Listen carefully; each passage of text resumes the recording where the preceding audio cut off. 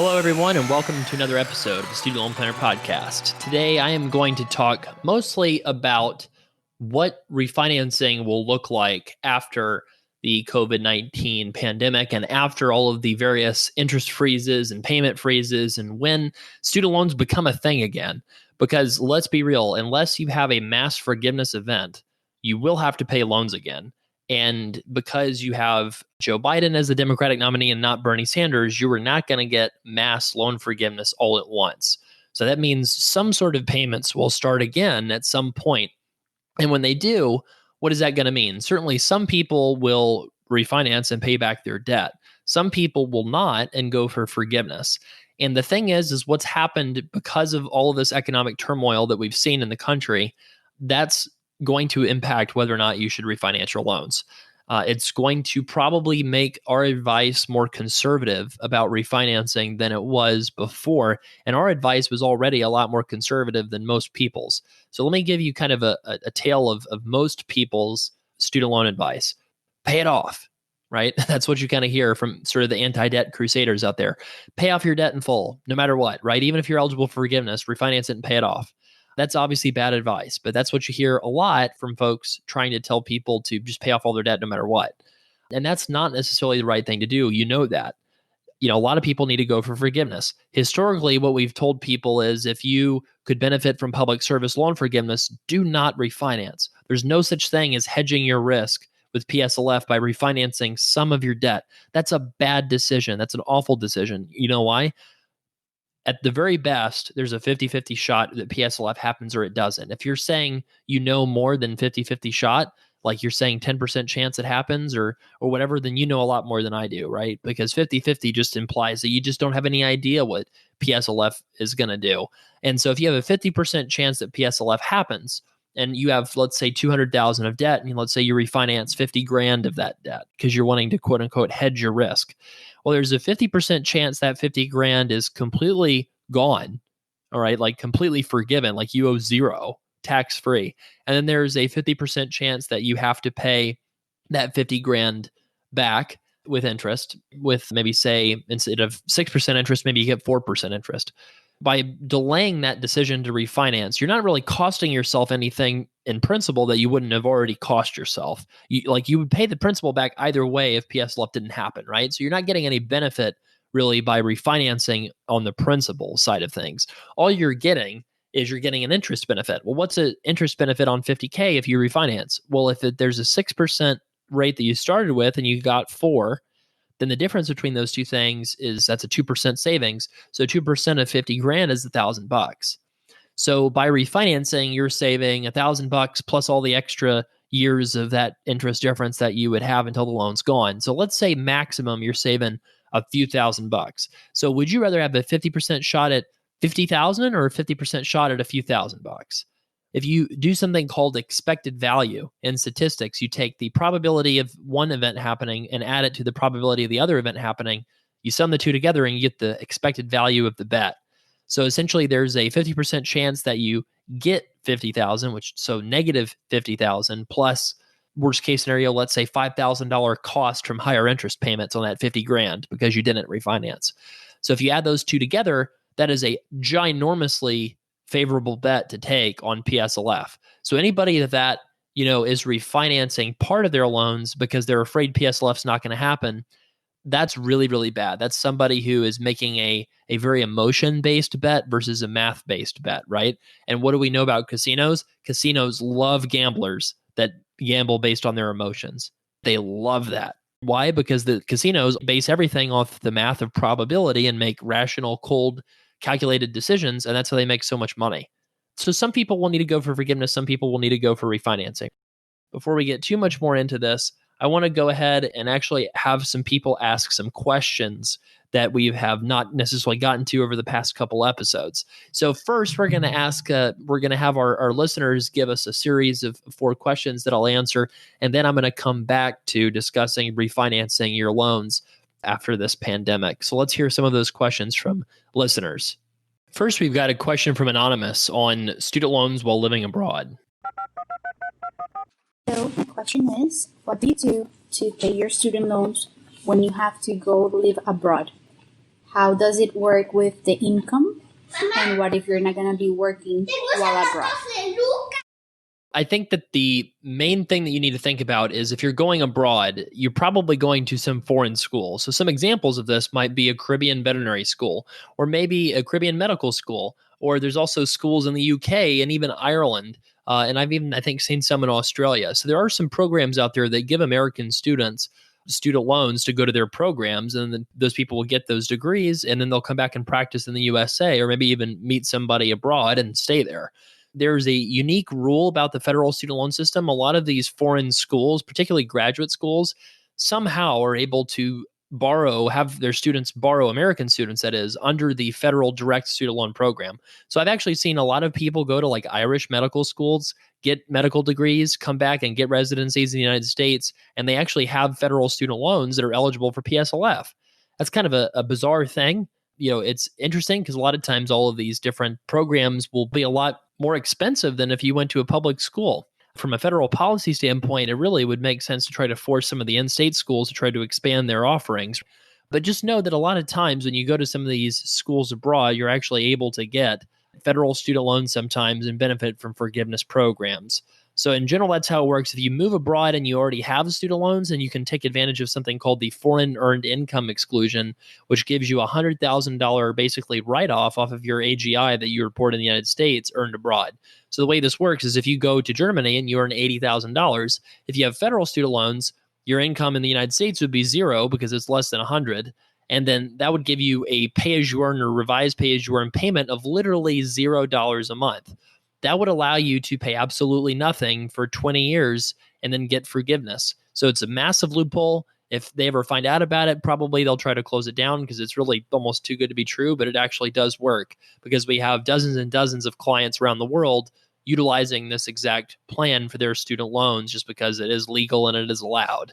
So that's in general how to handle student loans while living abroad. We do have a blog post about this. If you go into our student loan planner site, you can type in how to pay loans when fleeing the country or something like that. And it's got a lot more detailed insights into that. Ryan now has a question about traveling the world without having to worry about your student loan payments. Hi, Travis. I've got a question about a scenario being on income-driven repayment.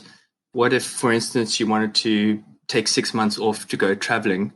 Can you do the same situation, whereas if your income had gone to zero, can you certify that your income is zero and not have to make your income-based repayments? Or a situation like if you're a locum physician and you're maybe doing 1 month on, 1 month off, when the month that you're not working, can you say that your income is zero for that month? And then I was wondering what the process is once you do start earning income again, once you're back from your vacation or started working again.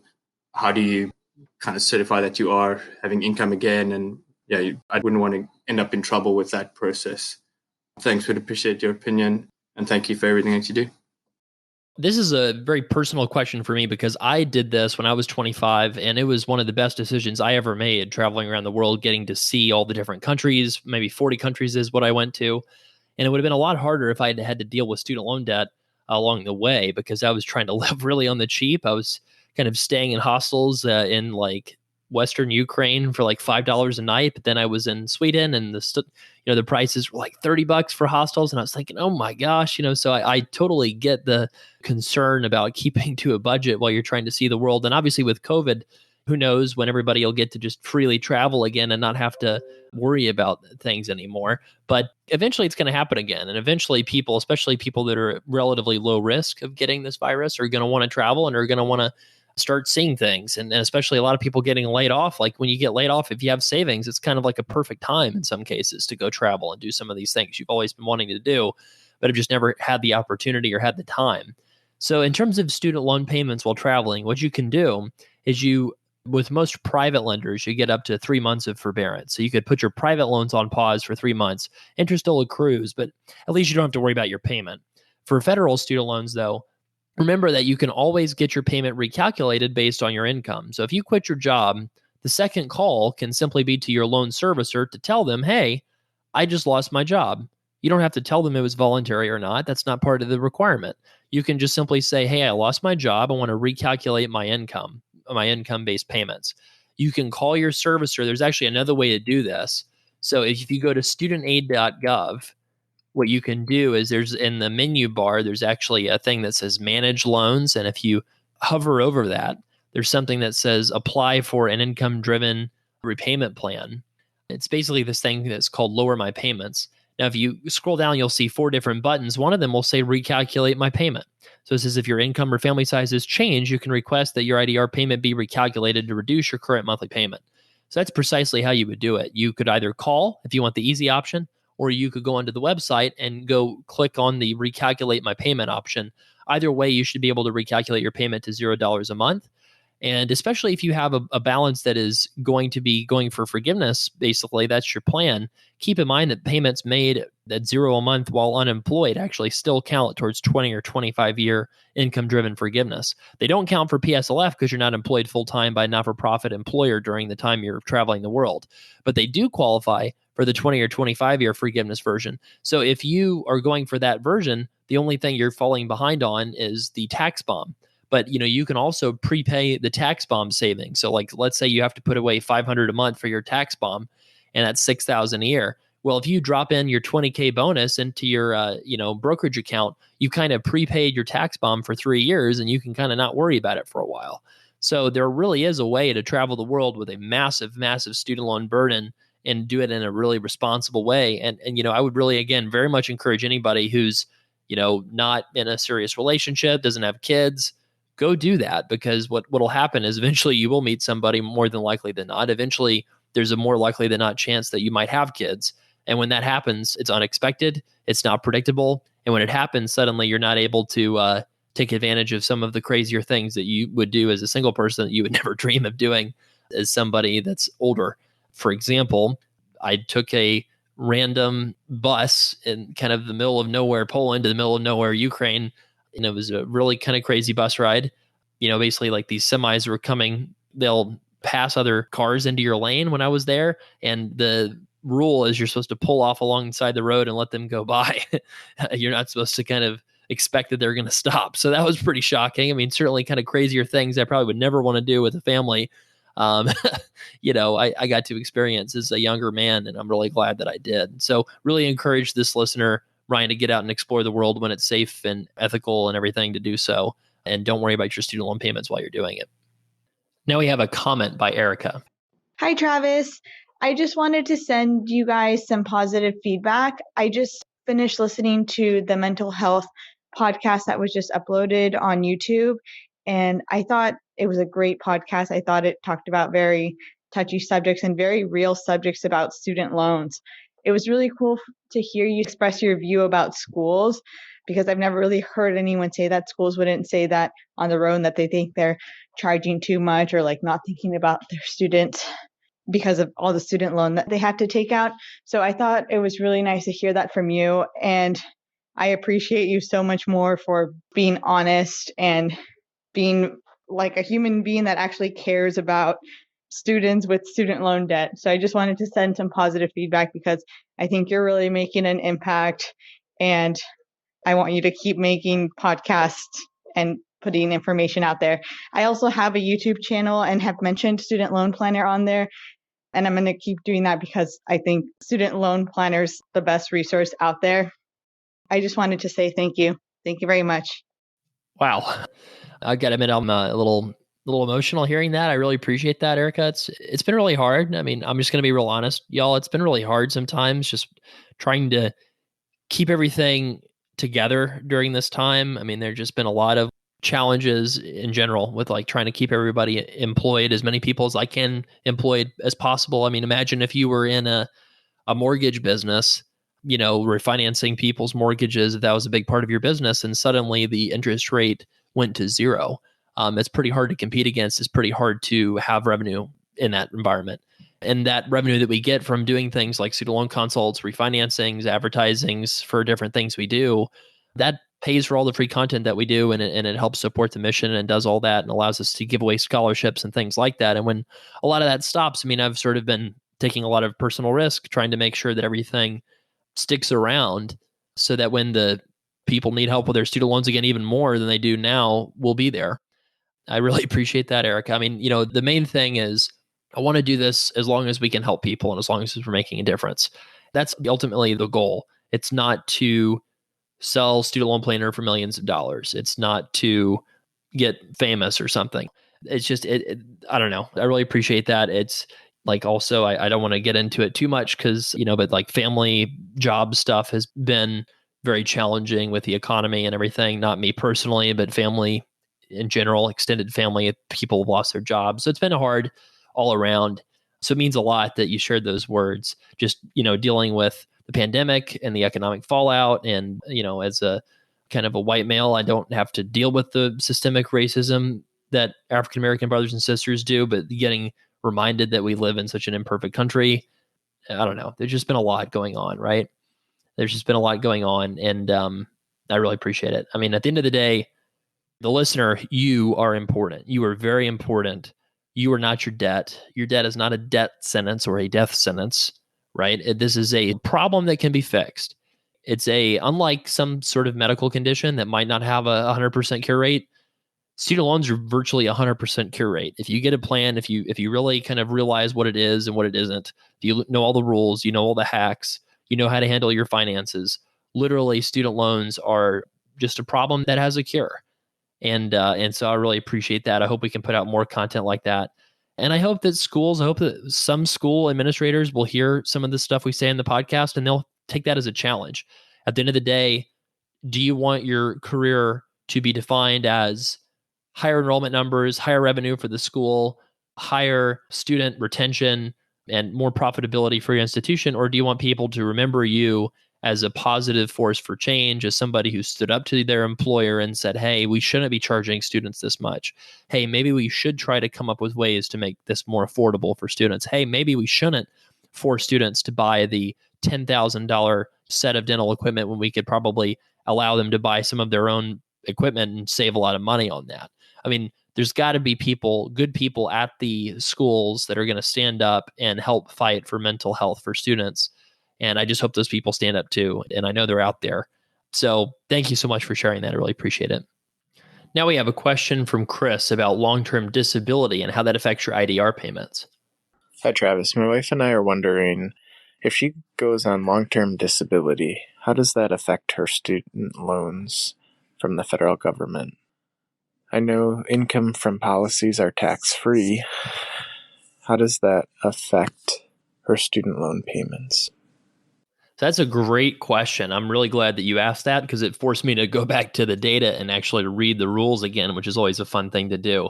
So it says specifically, if you're not going to use your tax returns to certify your income, then you have to provide alternative documentation of income for all taxable income that you receive.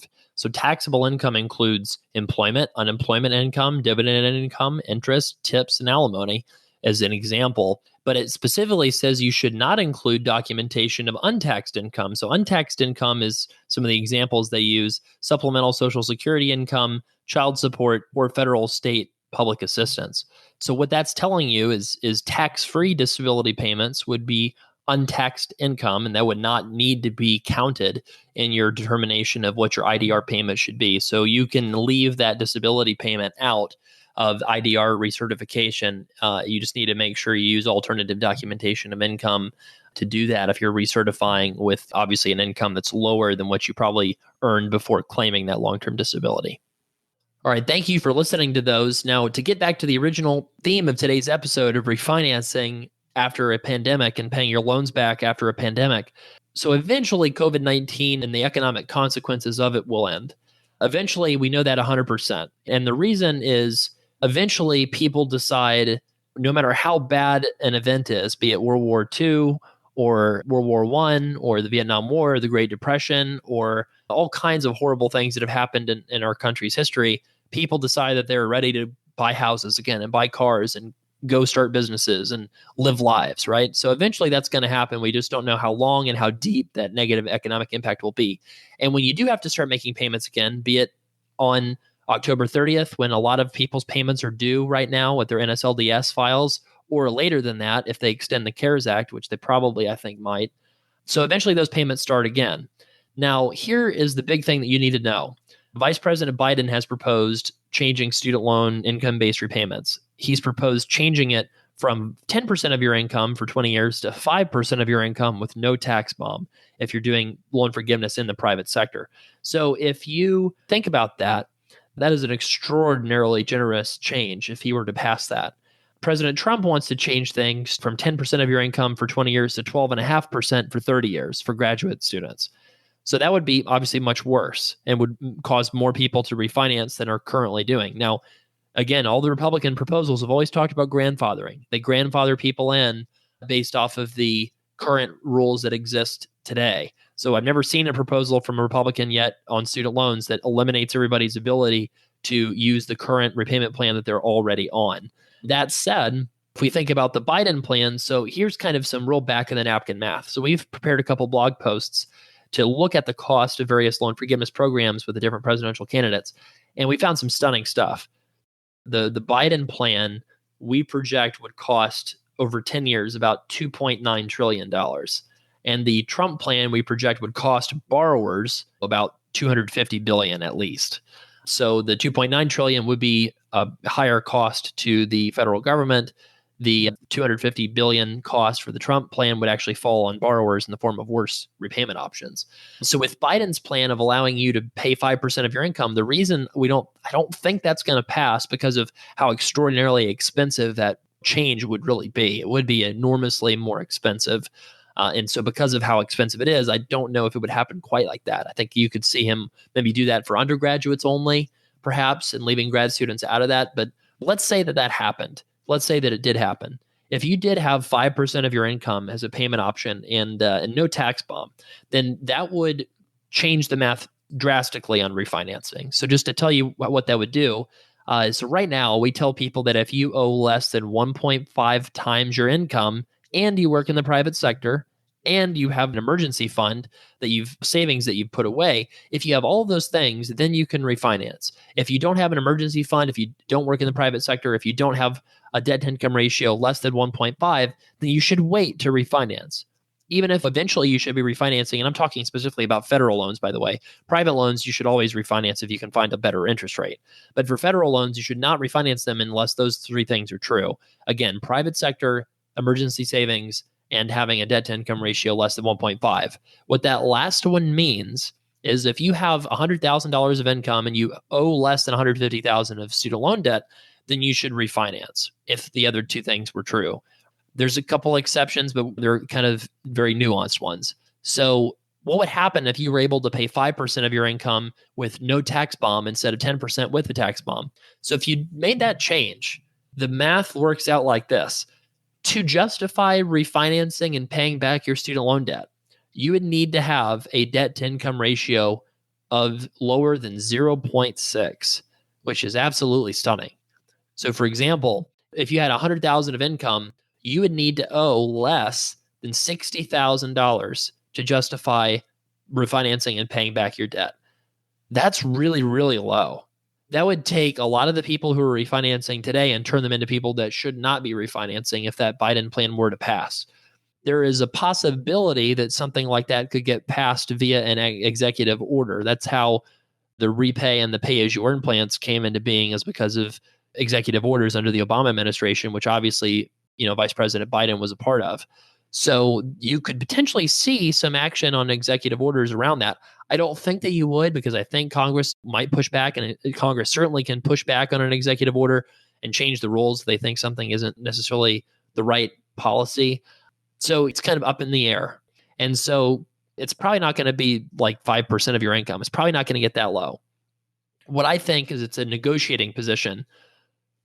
Trump is saying we want to have higher IDR payments. Biden, rather than just saying, I like the way things are, he's running for election, right? He has to have a plan. So he says, I want people to pay less than what they're paying now. And then maybe that middle ground, that negotiated position with the Senate Republicans, which even if the Democrats take the Senate in the fall, you're still probably not going to have a filibuster-proof majority in the Senate with the Democrats. It probably won't happen, which means that you'll have to compromise with whatever Republican faction is there, which would likely be more conservative if you lose some of those moderate members. So anyhow, I think that what would happen is that IDR payment will probably stay at 10% for graduate students. That's kind of what I'm betting. If I'm a betting man, that's what I would bet. is that your pay-as-you-earn payments, whatever that repay payment is, that'll stay about probably unchanged. The thing that probably will change in a Biden administration is no more tax bomb. I think that'll get passed at some point during his administration, particularly because the CBO is not really even monitoring the cost of it until around 2031. So that's when the first tax bomb is supposed to hit. So technically the CBO would start monitoring it in 2021, and they wouldn't really seriously start monitoring it until you started seeing like waves of tax bombs expected to happen, which would be in the mid 2030s, which that would start showing up in 10-year budget forecasts in the mid 2020s, which would presumably be around the time when Biden would no longer be in office if he says he's going to be a one-term president, which he's stated. So I really could see that proposal pass. The reason why I think that is if you look at Minnesota, there was a state Republican legislator who pushed the idea of eliminating taxes, state income taxes on student loan forgiveness for Minnesota residents. And he passed that successfully. And part of the reason he passed that was because the state budget office did an estimation of what the cost would be by foregoing that revenue. And they didn't really have a good answer. They didn't really have a good estimate, and they had no idea how to model it. And so they said, basically, since this revenue source is way off into the future and we don't know how to model it, we'll assume that the impact will be negligible. And if you look at the CBO report that they recently did on the cost of income-driven payments in February, the CBO basically said, well, we're just not going to model this because we don't really know how to model it. So that's really kind of a little disconcerting because they don't even know what the cost is. So based off of that, that's why I think that you might see some sort of congressional action that's fairly nonpartisan, fairly kind of bipartisan action taken that just says, well, since we don't really know how to model it, we might just eliminate this tax bomb. So what that means is essentially this. Probably having a debt to income ratio lower than 0.6 to refinance is too conservative because probably the full Biden plan will not pass. And certainly there's been plans in the past like Senator Elizabeth Warren's plan that have talked about eliminating deductions for higher income earners on their pay-as-you-earn or income-based payments. So that would actually make you more likely to refinance if the terms of forgiveness for the government plans were less. So what we think now is that instead of a 1.5 debt to income ratio, you should probably have lower than a 1-to-1 debt to income ratio to justify refinancing. So in other words, if you owe less than what you earn, then you also need to have an emergency fund and also work in the private sector. And if you have all of those things combined, then you could justify refinancing. So if you could justify refinancing, that's when you would do it, is if you had a debt to income ratio below 1-to-1, which is really a lot more aggressive, of a debt to income ratio, or a lot more, I guess you could say, a lot lower debt to income ratio than 1.5-to-1. So in other words, a lot of the dentists out there that have $250,000 of income and maybe $350,000 of debt, a lot of those people have been thinking about refinancing and do tend to refinance. What I'm saying is that kind of a dentist might actually, in this new regime of more generous student loan rules, that dentist might want to avoid refinancing because of just all of the action we're seeing on the student loan front and all the policy ideas we're seeing on student loans. Senate Republicans wanted to allow people to pay as a percentage of their paycheck. If you allowed that, then a bunch of people could set up S corporations like healthcare professionals, pay themselves a artificial $120,000 wage, which is what a lot of people do as is, to avoid Social Security and Medicare taxes. And then you could just pay 10% on 120 grand, even if you're making $300,000-400,000 a year. I mean, those are the kind of things that I think you would see if you saw some of the plans out there actually become law. I've not seen too much talk about making student loan IDR payments less generous since the Prosper Act was proposed by House Republicans back in 2017. So, House Republicans were the sort of the conservative faction pushing that really hard. Senate Republicans, more moderate, they pushed back and said, hey, we don't really particularly support this as much. That's really why you didn't see the Prosper Act get passed, because you'll recall in 2017, there was unified Republican control, White House, Senate, Congress, everything. Why didn't the Prosper Act pass? Why are you now not paying 15% of your income instead of what you're paying, which is 10? The reason, I think, is because you, one, need a filibuster-proof majority to get something done quickly in the Senate. And when you try to shortcut that costs you a lot of political capital, and you can only get so much of that done. So Republicans in the Senate, they proposed this Prosper Act, and it never really got out of the House to the Senate to be in front of the president to sign. It just never went anywhere. And why is that? It's because the ACA repeal was a bigger priority, which failed. And then all of the political capital got pushed towards the tax reform bill, the Tax Cuts and Jobs Act. And that finally got passed, but that was where they spent all their political capital from the election. So I think that you could potentially see something like that. Certainly, Biden has made student loans a lot more of a centerpiece of his campaign than President Trump did, for sure. But Biden has several different things on his agenda. First and foremost, will be getting us out of the pandemic if he were to win an election. The pandemic economic consequences, that is, I guess, as well as the public health consequences. And so I think student loans will be a thing, but I think that they're not going to necessarily be the focus of his administration, which means that you could see a status quo situation with some, sort of tweaking around the edges, which might be no tax bomb, might be slightly more generous terms. But, Biden's student loan plan, it is very, very, very complicated. We did a really detailed analysis on this on the blog. If you want to check that out, just go to studentloanplanner.com/blog and you'll see that post. But it is so there's so many different components of it. And there's so many ways that you could save money with federal loans, honestly. If you have private loans, maybe not so much. So, for people that are clear-cut refinancing cases, for federal loan borrowers right now, what I'm telling them is just wait until after September 30th to refinance. You can apply and you have your offer sitting in front of you basically for 30 days before it expires in most cases. So you could really apply, as soon as like the first week of September if we don't get a stimulus act that extends student loan forbearance. So here's kind of also what I think is going to happen with student loan, the CARES Act extension. So I think that you're going to start seeing in mid to late July, they're going to start negotiating the last stimulus that's going to happen before the election, because they're just not going to want to do anything really close to the election. I think that they're going to want that stimulus bill to last up until the election and slightly after that, so that if Republicans do lose, that they'll be able to slam on the brakes a little bit, maybe try to eliminate some of these stimulus things to make it not kind of status quo that there's a bunch of stimulus. So kind of my thought process might be that you'll see some sort of extension, maybe till the end of the year or something before the new Congress is sworn in. I don't really know exactly what it'll look like. Obviously, I don't have a crystal ball. But if we have a extension of the student loan interest freeze, I think we'll see it in mid to late July, and it'll be announced around like maybe late July, early August, because the servicers are required to send out notices of payments to be made as of August. They're supposed to send in 6 notifications, payment notifications to borrowers from different sources, mail, email, everything, that their payments are going to start again. And that has to start in August, according to the CARES Act legislation. So that means that they have to do something in late July if they're going to do something. If you don't see anything happen with that, then in September, that's when I would, if as a federal loan borrower that needs to refinance, that's when I would start refinancing. So the people that I would suggest refinancing would be only people that have that debt to income ratio below 1-to-1, just because of how uncertain things are right now. And if you are a marginal case, which is people in that debt to income ratio of 1 to 1.5, some people like to refinance anyway with debt to income ratios as high as 2, even though we tell them not to. They realize that their savings rate is the most important thing, and they don't like the idea of being in debt for 20 years, and they live on rice and beans and they pay it all off, and that's great too. Some people like to take an approach that's psychologically the most pleasing, if not the mathematically the most pleasing. So we get that. But if you are a marginal refinancing case where you think you maybe should, maybe you shouldn't, you probably should wait until after the November election.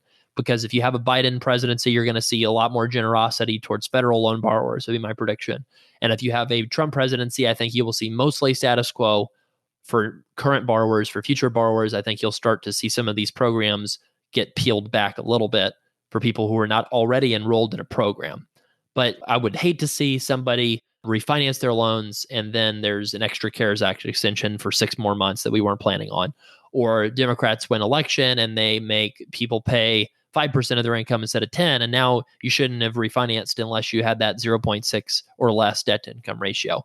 I certainly feel bad for not being able to anticipate that they were going to do the CARES Act. I don't know how anybody probably could expect me to know that, because that was unprecedented, absolutely unprecedented. We're even seeing all kinds of issues with like the banks, like for mortgages, for example. They look at your required IDR payment to calculate what you're eligible for a mortgage. But because the nation is in a forbearance, it's mandated basically by Congress, but they don't have that in their system of things that could happen. They actually are defaulting to their usual system for forbearances, which is we're just going to take 1% of the principal balance and say that's your required payment. And so a lot of people are not qualifying for mortgages based off of these rules, which just never anticipated something like the CARES Act ever. I mean, just the idea that you were just going to suspend all student loan interest, all payments, and count it for forgiveness, that's just unheard of. It's never been thought of before it actually happened. And that's kind of showing you what the real risk of refinancing is, which is that there's, to quote Donald Rumsfeld, right? There's the known knowns, there's the known unknowns, and there's the unknown unknowns. I saw that quote the other day, and I thought that was kind of an interesting quote. So the unknown unknowns for student loans, what are those? Certainly for somebody that doesn't know all the rules behind student loans, there's a lot of unknown unknowns that you don't know. That's why people hire us for student loan plans a lot of times, is to make sure they're not missing anything, because most people do miss something, be it the double debt loophole, the breadwinner loophole, the double consolidation loophole, the married filing separate loophole, interest subsidies, payment caps, dealing with servicers. I could go on with things people miss. But then there's also unknown unknowns for me. There are things that I don't know because I can't predict what Congress is going to do given a specific crisis that nobody anticipated.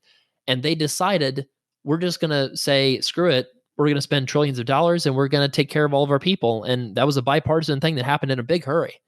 I mean, that bill kind of came out of nowhere and got passed very, very rapidly with a very large bipartisan consensus because there was a crisis. That's kind of seemingly the only time Congress will get anything done very quickly, is in the middle of a crisis. So what future things could happen to make student loans not as big of a deal if they're federal? I don't know.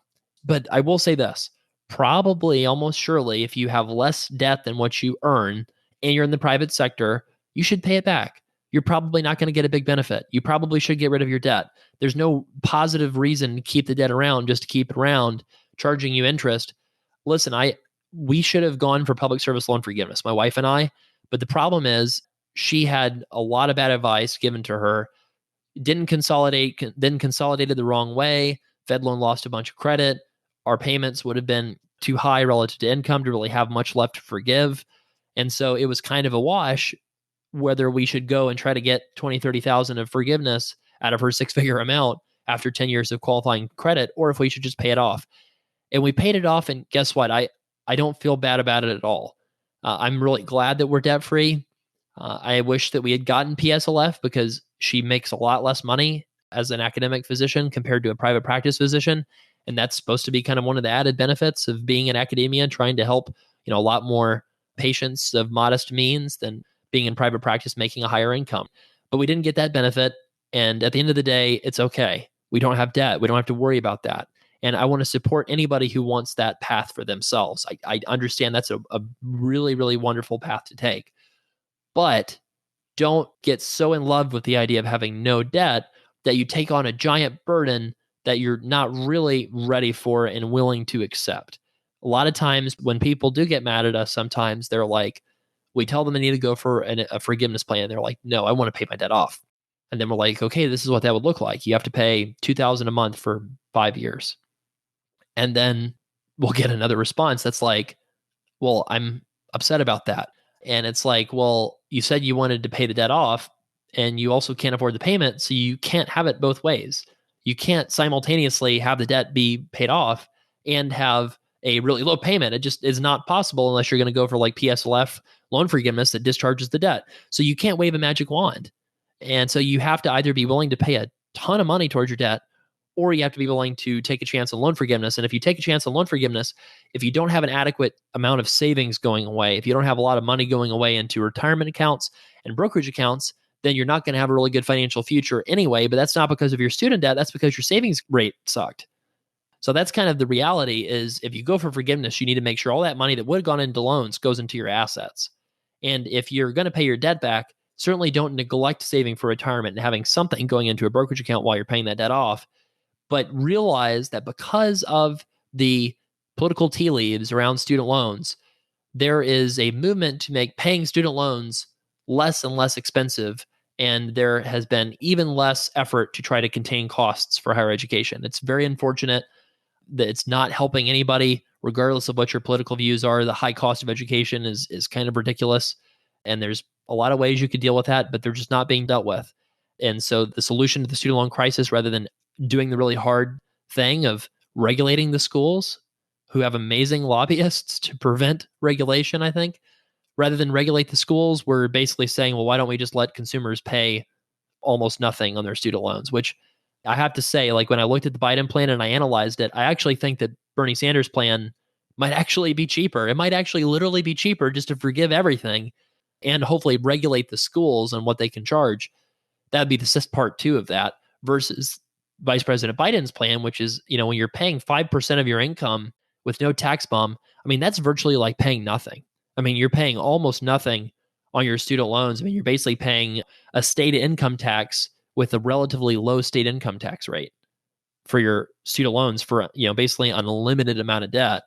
And you're only paying it for 20 years. So, I mean, really, that would be quite stunning if they did that. I think that eventually we're going to realize that the full-on free education period or the full-on private loans only kind of system, I mean, I think one of those systems, I don't know which one, but one of those systems makes more sense than the mess we have currently and the mess we'll probably have after the November election, given that you don't have a lot of stomach for strong action either way.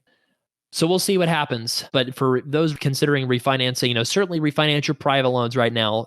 Rates have really fallen. They're like 3.2% fixed for 5 years, 4% for 10 years, 4.8% for 20 years for some of the best rates out there. studentloanplanner.com/refi, REFI. That's for private loans. There's also some variable rates out there that are like 1.9-ish for 5 years is the lowest. So certainly you could get some low rates if you missed out on some of the refinancing wave that happened in early March when rates were super low and the companies hadn't pulled out of the market yet. You're seeing a lot of these companies come back into the market in a big way and have demand again to help people refinance.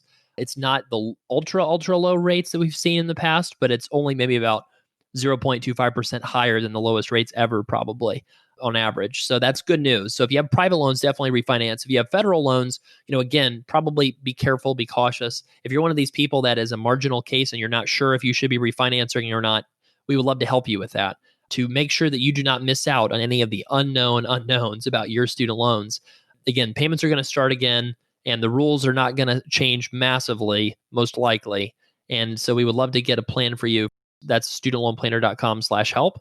Finally, if you're just a listener that wants to ask a question for free, we would love to get that question or comment as well. So just go to studentloanplanner.com/voicemail. You can type that into your browser, studentloanplanner.com/voicemail. Just press a quick record, leave a 30-second question or a comment. I love getting those. It definitely encourages me.